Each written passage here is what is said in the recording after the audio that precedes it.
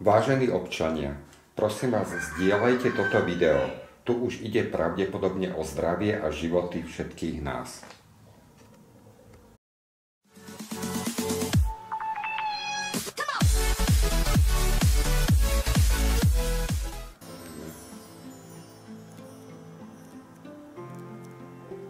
Brokolicu.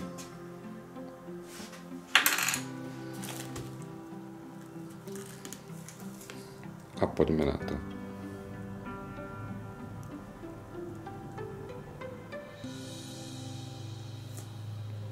Takže, tak to dopadlo.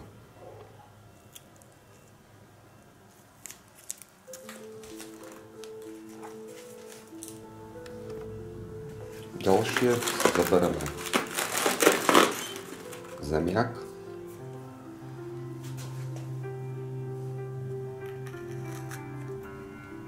A poďme na to.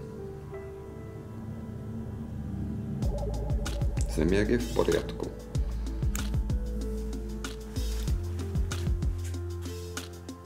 Poďme na kapustu.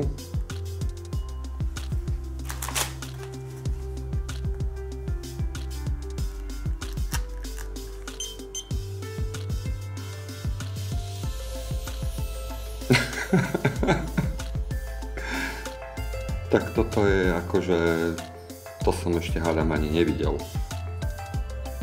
Dobre si to pozrite.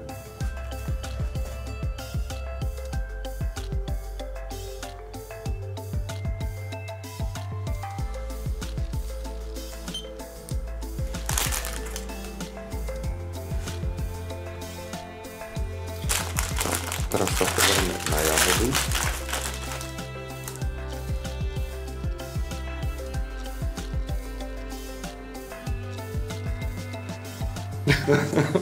Otrávené jahody, alebo čo to mám ako znamenať?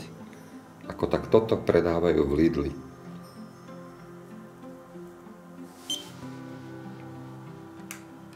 Nedá mi to. Zmeriam ešte jednu jahodu.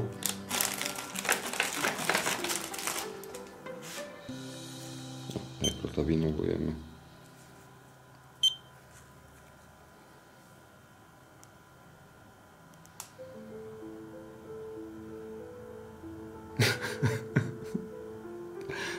Totálna katastrofa. Ako tak týmto nás chce krmiť Lidl.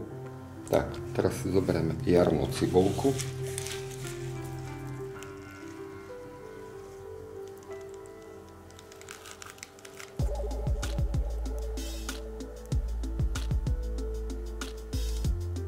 Tá je v poriadku.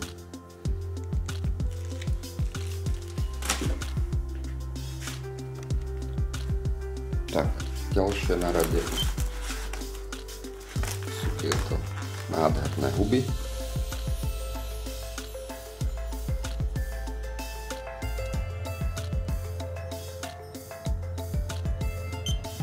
V poriadku.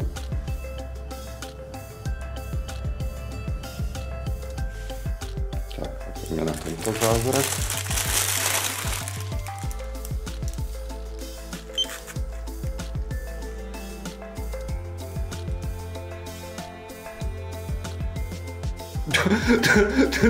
Toto, ako čo má byť, ako?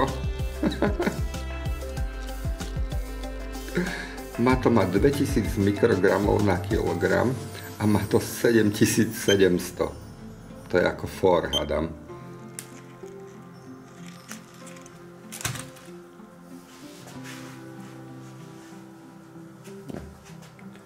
Utrieme to a opakujeme.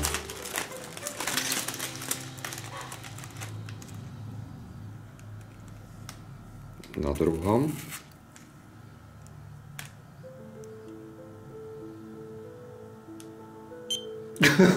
Tak to je na tom ešte horšie. Tak ako toto, ako, ja to už ani nekomentujem. To ako kupujem zeleninu na to, aby som ho vyhadzoval. Ani nemôžem kompostovať, to musím iba vyhodiť. Tak, poďme na uhorku. Uhorky máme dve, jednu klasickú a tam tá druhá už je bio. Takže sa na to pozrime.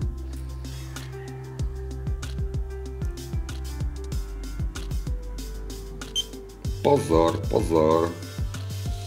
Tak asi viete, prečo treba kupovať. Teda netreba kupovať.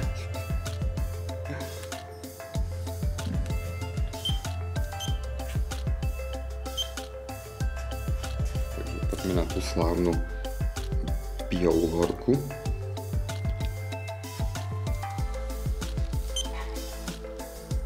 Uhorka, štart testu.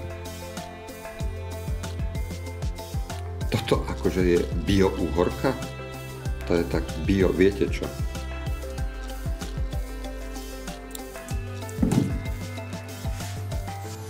Teraz si pozrieme.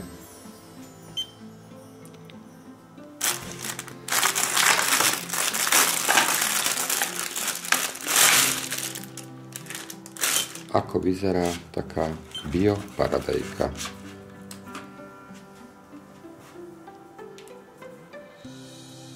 Momentík.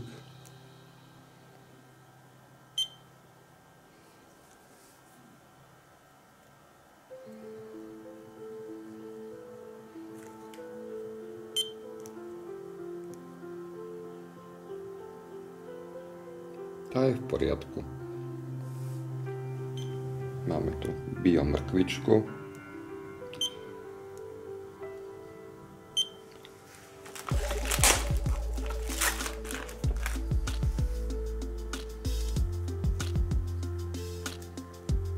Som si neurval tú koncovku. Mrkev.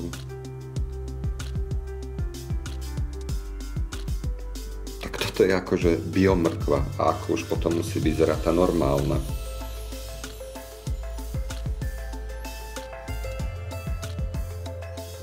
Poďme sa pozrieť na bio banán.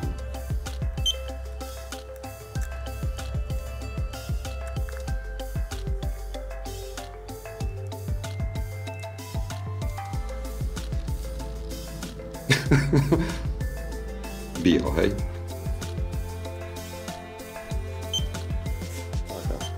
K dobrému jedlu patrí aj mäso, takže si pozrieme ešte mäso.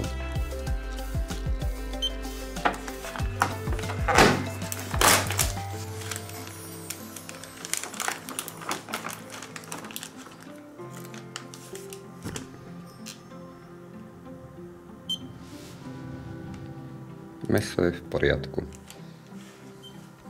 Takže druhý deň a ja natáčam, ako som to povedal, dodatok k videu k Lidlu. Chcem vám ukázať, ako sa dajú urobiť testy, aby táto kapusta bola schopná predaja.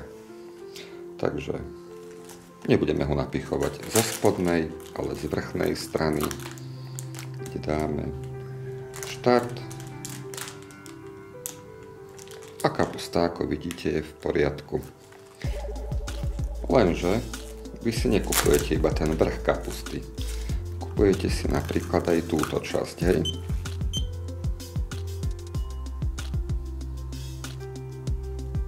Ktorá, ako vidíte, už taká dobrá nie je. Ale samozrejme, že si nekupujete len vrch, stred, ale aj spodok kapusty.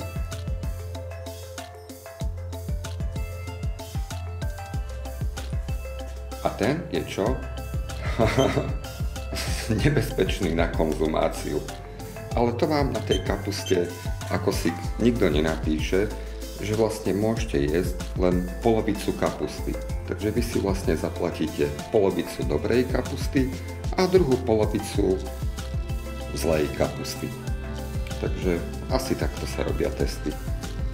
Prístroj je určite v poriadku, je nový, bol pomerne dosť drahý, má certifikáty pre Európsku úniu, takže verte tomu, že to, čo ukazuje na displeji, je OK.